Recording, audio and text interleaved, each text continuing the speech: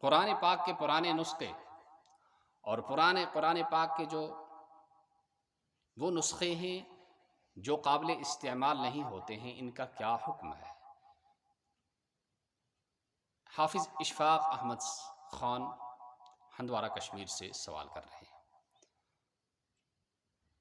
تو جی اشفاق صاحب، اس کا جواب یہ ہے کہ یہ جو قرآن پاک کے جو نسخے ہیں جو قابل استعمال نہیں ہیں، ان کا حکم یہ ہے کہ ان کو کسی اچھے پاک صاف کپڑے میں رکھ کر کسی ایسی جگہ زمین کی کھوہ کے اندر اور غار کے اندر رکھ دیا جائے جہاں ان پر مٹی نہ پڑے، ان کی بے ادبی نہ ہو۔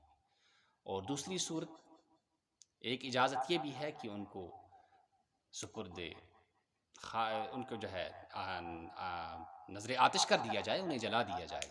تو ان کو جلانا جو ہے، لیکن یہ جلانا جو ہے اس میں ذرا بے ادبی ہے، اس لیے بہتر یہ نہیں ہے، بہتر وہی صورت ہے۔ اور اگر جلانے ہی میں مجبوری ہو، اس کے بغیر کوئی چارہ نہ ہو، جگہ نہ ہو، تو پھر ان کو پہلے دھونا چاہیے، ان اوراق کو اتنا دھونا چاہیے کہ ان کی جو سیاہی ہے وہ صاف ہو جائے، اس کے بعد ان کو جلانا چاہیے۔ تو سب سے بہتر صورت یہ ہے کہ ایک غار بنا کر اس کے اوپر سے بالکل ایسا اس کا انتظام کیا جائے کہ وہاں مٹی نہ پڑے اور ان کی بے ادبی نہ ہو۔